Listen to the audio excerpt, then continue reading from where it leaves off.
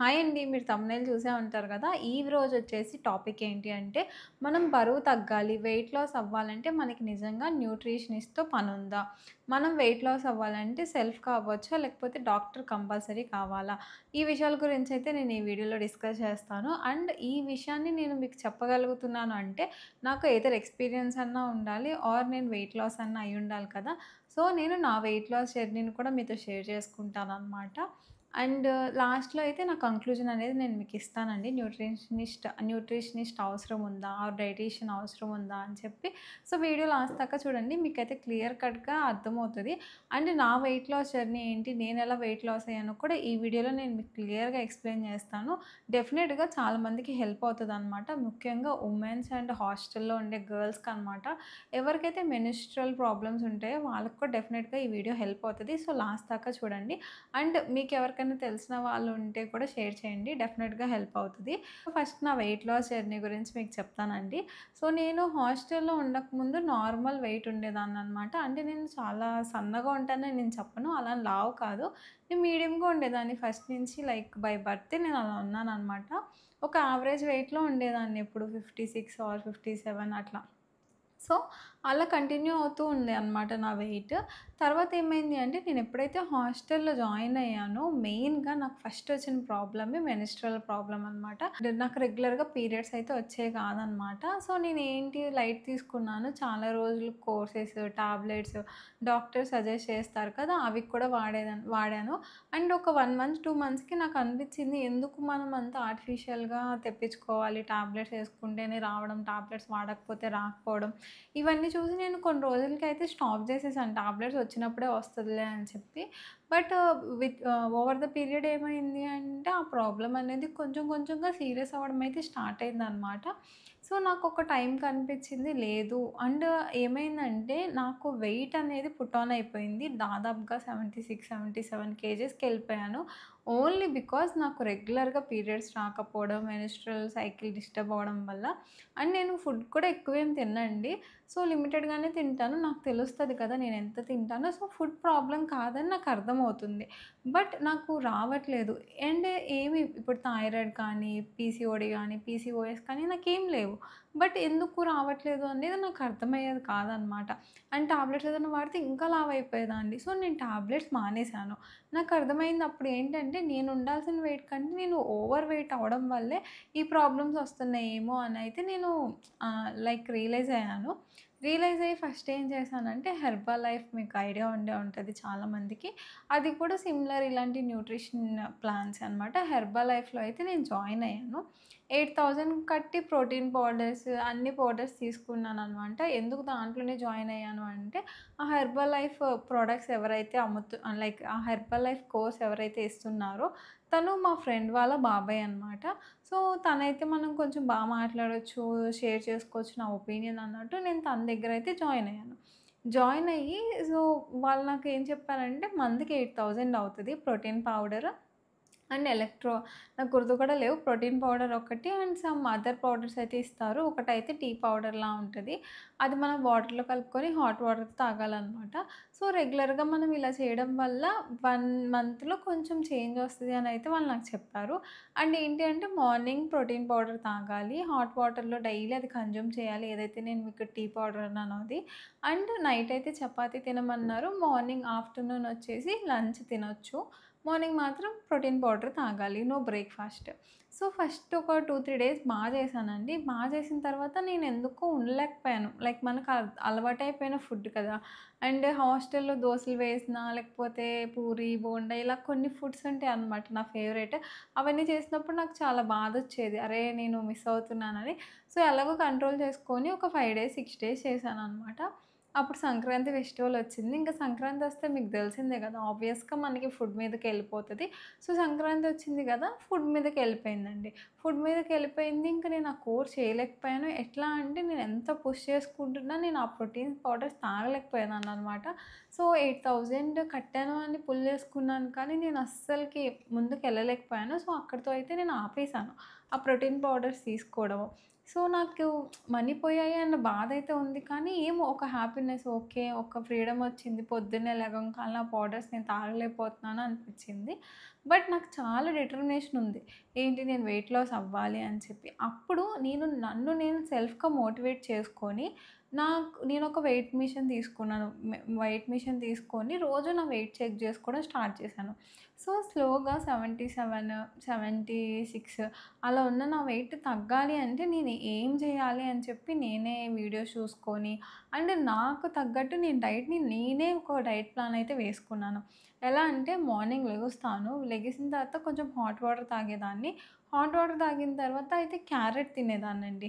ఒక carrot are ఒక orange ఏదో ఒక ఫ్రూట్. మార్నింగ్ టిఫిన్ తినేదాన్ని కాదు.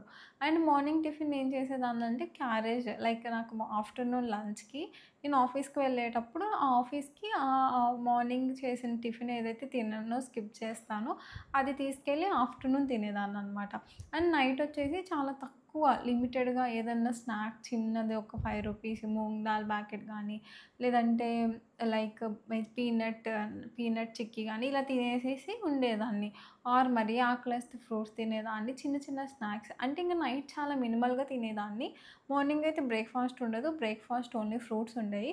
అండ్ ఎప్పుడన్నా ఆకలేసినా కానీ 11:00, 12:00కి కూడా స్నాక్స్ మాక్సిమం డ్రై ఫ్రూట్సో ఏదో ఒకటి తినేదాన్ని. కీరా, క్యారెట్. సో, నేను చాలా తగ్గిచ్చేసాను ఫుడ్. అండ్ ఇంకొకటి నేనేం చేసేదాన్ని అంటే వాకింగ్ అనమాట. సో, మా ఆఫీస్‌కి నేను వెళ్ళడానికి 2 ఆటోస్ మారాలి. సో, నేనొక 40 మినిట్స్ నడిచేదాన్ననమాట. ఒక ఆటో స్కిప్ చేసి. అండ్ వెళ్ళేటప్పుడు 40 మినిట్స్ నడిచేదాన్ని. వచ్చేటప్పుడు 40 మినిట్స్ అనమాట. సో, దాదాపుగా 1 ½ అవర్ నేను అక్కడే నడిచేదాన్ని. అండ్ మిగతా 10 మినిట్స్ కూడా ఏదో ఒక వర్క్ ఉన్నా కానీ నడుస్తా చేయడం అట్లా చేసేదాన్ననమాట. సో, స్లోగా నా వెయిట్ అన్నది తగ్గడం స్టార్ట్ అయింది. లైక్ ఎట్లా అంటే న్యాచురల్‌గా నేనేమి లైక్ పౌడర్స్ వాడలేదు. లేదంటే ఏది స్కిప్ చేయలేదు. నేను హ్యాపీగానే ఉండేదాన్ని. ఎందుకంటే ఫ్రూట్స్ నేను తినగలిగేదాన్ని. పౌడర్స్ కంటే ఫ్రూట్స్ చాలా మంచిగా అనిపించేదనమాట. అండ్ 12:00, 12:30 కల్లా నాకు ఆకలేసేసేది. మార్నింగ్ ఎక్కువ తినను కదా! స్టమక్ హెవీగా ఉండేది కాదు. అండ్ నేను మధ్యాహ్నానికల్లా చక్కగా టిఫిన్ తినేసేదాన్ని. లైక్ ఆ టిఫిన్‌లోనే డిఫరెంట్ కైండ్ ఆఫ్ ఇప్పుడు దోసనే తీసుకెళ్ళాననుకోండి. దోసలోనే dal or green vegetables curries ఇలా మనం అందరం ఫ్రెండ్స్ తెచ్చుకున్నవన్నీ షేర్ చేసుకొని వాటిలోనే నంచుకొని తినేదాన్ని. నేను rice only Saturdays and Sundays తినేదాన్ని ఆఫ్టర్‌నూన్. సో దట్ నాకు రైస్ తినట్లేదు అన్న ఫీలింగు ఉండేది కాదు. అండ్ సాటర్‌డే అండ్ సండే ఫుల్‌గా ఎంజాయ్ చేసేదాన్నండి. సాటర్‌డే మార్నింగ్ నుంచి అండ్ సండే నైట్ దాకా నాకు నచ్చినయి తినేదాన్ని. ఎందుకనంటే 2 డేస్ నేను చీటింగ్ డేస్‌గా పెట్టుకున్నాను. అట్‌లీస్ట్ అంటే నేను 5 డేస్ చాలా డిటర్మినేషన్‌తో ఉంటాను కదా! 2 డేస్ నా కోసం ఉంచుకోవాలి అని చెప్పి. సో, ఇలా నేనొక హెల్తీగా, హ్యాపీ లైఫ్ స్టైల్ అయితే నేను సెట్ చేసుకున్నాను. వితిన్ ద టైమ్ ఏమైందంటే ఒక 3 మంత్స్‌కి, 4 మంత్స్‌కి నా వెయిట్ అనేది తగ్గడం స్టార్ట్ అయింది. లైక్ ప్రతి మంత్ తగ్గిద్ది. ఒక 3 కేజెస్, 2 కేజెస్, 2 ½ కేజెస్ తగ్గడం అయితే స్టార్ట్ అయింది. స్టార్ట్ అయిన తర్వాత లైక్ 60 నా వెయిట్ 70, 69 క్రాస్ అయిన టైంకి నాకు మెన్‌స్ట్రువల్ పీరియడ్స్ అంటే మెన్‌స్ట్రువల్ సైకిల్ ఏదైతే ఉందో అది ఆటోమేటిక్‌గా సెట్ అయిపోయిందండి. నేను ఆ ప్రాబ్లమ్ దాదాపుగా ఒక 5 ఇయర్స్ ఫేస్ చేసుంటాను. అలాంటి ప్రాబ్లమ్ వితిన్ 3 మంత్స్‌లో నేను వెయిట్ తగ్గడం వల్ల సెట్ అయిందంటే మీరు నమ్ముతారా? రెగ్యులర్‌గా పీరియడ్స్ రావడం స్టార్ట్ అయింది. లైక్ నాకు చాలా భయం ఉండేది నా పీరియడ్స్ గురించి. అరే! నా పీరియడ్స్ రెగ్యులర్‌గా రావు. నాకు ప్రాబ్లమ్స్ వస్తాయి కదా! ఏదో ఒక ప్రాబ్లమ్స్ అనుకున్నాను కానీ, బట్ లిటరల్‌గా ఒక మిరాకిల్ లాగా వితిన్ 3 మంత్స్ నేను వెయిట్ ఎప్పుడైతే తగ్గానో అండ్ నేను న్యాచురల్‌గా తగ్గానండి. అండ్ ఇలా వెయిట్ తగ్గానో లేదో అలా రెగ్యులర్ అయిపోయినాయి. నేను ఏ రోజు కూడా మళ్ళా రెగ్యులర్‌గా రావట్లేదు అనుకున్న రోజులు లేవనమాట. యాజ్ ఆఫ్ నౌ చాలా హెల్తీగా మారిపోయింది నా బాడీ. సో, నా బాడీకి నాకు తెలుసు నా బాడీ గురించి. ఏంటంటే, నా బాడీ ఫస్ట్ నుంచి హెల్తీగానే ఉండేదనమాట.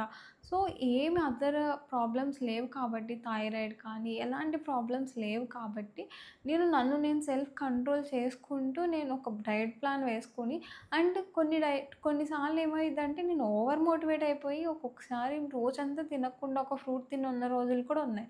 కానీ అప్పుడు నాకు రెండో రోజు వెయిట్ చూసుకుంటే కొంచెం ఎక్కువగా అనిపించేదాన్ని.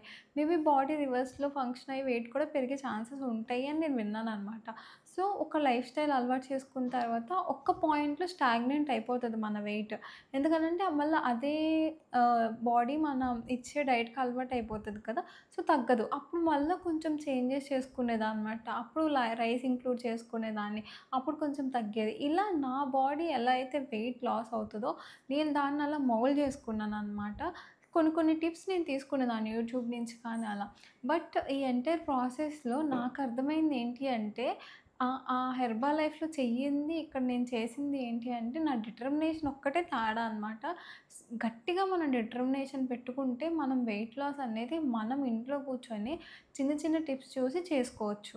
అండ్ ఇంకొకటి ఏంటి అంటే వెయిట్ లాస్ అయ్యేటప్పుడు ఇప్పుడు నా సెల్ఫ్ ఎక్స్‌పీరియన్సే నేను మీకు చెప్తాను. వెయిట్ లాస్ అయింది బావుంది. But end of the day కొన్ని కొన్ని నేను మిస్ చేశాను. ఎందుకంటే న్యూట్రిషియస్ ఫుడ్ నేను కొంచెం ఎక్కువ తీసుకోకపోవడం వల్ల కొంచెం హెయిర్ లాస్ ఎక్కువైందప్పుడు. నాకు మామూలుగానే హాస్టల్‌లో జాయిన్ అయినప్పటి నుంచి హెయిర్ లాస్ చాలా ఎక్కువైపోయింది. బట్ ఆ డైట్ టైమ్‌లో కూడా ఇంకా ఎక్కువ హెయిర్ లాస్ అయిందేమో అని నేను ఫీల్ అవుతాననమాట. ఎందుకనంటే స్ట్రెంత్ హెయిర్‌కెళ్ళలేదేమో ఆ టైంలో అని నేను ఫీల్ అవుతాను. సో, నా పర్సనల్ ఒపీనియన్ ఏంటి అంటే మీరు వెయిట్ లాస్ అన్నది ఇప్పుడు ఒక ప్లాన్ తీసుకుంటారండి. మీరు ఎవరో ఒకళ్ళు న్యూట్రిషనిస్ట్ దగ్గరికెళ్ళి ఒక ప్లాన్ తీసుకుంటారు వెయిట్ లాస్‌కి. లైక్ 1 మంత్‌కి. దాంట్లో నిజంగా మనం సిన్సియర్‌గా 10 డేస్ కూడా చేయలేము. నాలాంటోళ్ళైతే అసలు కట్ వదిలేస్తారనమాట. ఇప్పుడు నేనెలా వదిలేసాను హెర్బల్ లైఫ్. సో, దానికంటే మీరు సెల్ఫ్‌గా చేసుకోవడం బెస్ట్ అని నా ఒపీనియన్ అనమాట. బట్ మనం సెల్ఫ్‌గా చేసుకున్నప్పటికీ కొన్ని కొన్ని సార్లు న్యూట్రిషనిస్ట్ అనే వాళ్ళ గైడెన్స్ అనేది మనకు కావాలి. ఫర్ ఎగ్జాంపుల్ ఇప్పుడు నా మీలే ఉంది. నా మీల్ నాకు వెయిట్ లాస్‌కే సరిపోయింది గానీ, హెల్తీగా ఉండడానికి ఇంకో కొంచెం ఏదన్నా యాడ్ ఆన్స్ నాకు తెలిసుంటే అప్పుడు చేసుకునేదాన్నేమో. సో, అలాంటి వాటికి డెఫినెట్‌గా మన డాక్టర్స్ కానీ ఎవరైనా సజెషన్స్ ఇస్తారు. సో, దానికోసం మనం కోర్సెస్‌లో జాయిన్ అవ్వాల్సిన అవసరం లేదు. ఇప్పుడు మన ఫ్యామిలీ డాక్టరే ఉన్నారు. మనం వెయిట్ లాస్ అవుతాము టిప్స్ చెప్పమంటే వాళ్ళు ఆబ్వియస్‌గా చెప్తారు. ఏమేమి హెల్తీ ఫుడ్స్ ఇంక్లూడ్ చేసుకోవాలంటే వాళ్ళు ఆబ్వియస్‌గా చెప్తారు. సో, అలాంటి చిన్న చిన్న టిప్స్ తీసుకొని మీకు మీరే వెయిట్ లాస్ అవ్వచ్చు అన్నది నా ఒపీనియన్ అనమాట. అండ్ నేను రీసెంట్‌గా మీరు ఈ కాంట్రోవర్సీస్ కూడా వింటున్నారు. స్పార్కిల్ క్లినిక్ గురించి కానీ, ఇలా చాలా క్లినిక్స్ గురించి వస్తానే ఉన్నాయి కాంట్రోవర్సీస్. నేనేమంటానంటే వాళ్ళ దగ్గర నుంచి మంచి తీసుకోండి. మంచి తీసుకోండి. మనకు అవసరమైన నాలెడ్జ్ అండ్ ఇన్ఫర్మేషన్ ప్రతి ఒక్కళ్ళు ఏదో ఒక వాలిడ్ ఇన్ఫర్మేషన్ ఇస్తారు. సో, అది మనం గ్రాస్ప్ చేసుకోవాలి. ఇప్పుడు చాలామంది ఉన్నారండి. డాక్టర్ పాల్ గాని, లేకపోతే మంతెన గారు గాని, ఈవెన్ స్పార్కిల్ క్లినిక్ వాళ్ళు కూడా చెప్పే కొన్ని పాయింట్స్ నాకు మంచిగా అనిపిస్తాయి. ఫర్ ఎగ్జాంపుల్ వాళ్ళు ఒక చట్నీ చెప్పారనమాట. హెల్తీ చట్నీ అని చెప్పి ఓన్లీ కొబ్బరి లైక్ శనగపప్పు అండ్ కొన్ని నట్స్ వేసుకొని చేసుకోవచ్చు చట్నీ. అది చాలా అంటే చాలా బావుంది. సో, అలాంటి థింగ్స్ మనం గ్రాస్ప్ చేసుకోవచ్చు. ఆ చట్నీ నేను మీకు షేర్ చేద్దామని కూడా అనుకున్నాను యాక్చువల్‌గా. సో, అలాగా మనం కొన్ని వాళ్ళ దగ్గర పాజిటివ్ ఉంటాయి కదా! అవి మనం తీసుకొని, మనం కూడా కొన్ని చేంజెస్ చేసుకొని, మీకు మరీ అసలు డాక్టర్ సజెషన్ కావాలంటే న్యూట్రిషనిస్ట్ ఆర్ డాక్టర్ వీళ్ళ సజెషన్స్ తీసుకొని, మీకు మీరు తగ్గించుకుంటే బెస్ట్ అన్నది నా ఒపీనియన్. ఎందుకనంటే వేరే వాళ్ళు పుష్ చేయడం కంటే మనకొచ్చిన డిటర్మినేషన్‌లోనే వెయిట్ లాస్ అనేది జరుగుతదనమాట. సో, వెయిట్ లాస్‌లో మనకి బయట నుంచి టిప్స్ కావాలంతే. సో, వెయిట్ లాస్ అనేది ఒక చిన్న కాన్సెప్ట్ అండి. వెయిట్ ఎప్పుడు మనం తగ్గుతామంటే, మన ఇన్‌పుట్ అనేది మనకి బయటకొచ్చే ఎనర్జీ కంటే తక్కువ ఉన్నప్పుడు మనం వెయిట్ లాస్ అవుతాము. అది సింపుల్ లాజిక్. అది ఎవ్వరు చెప్పినా, ఏం చేసినా అదే.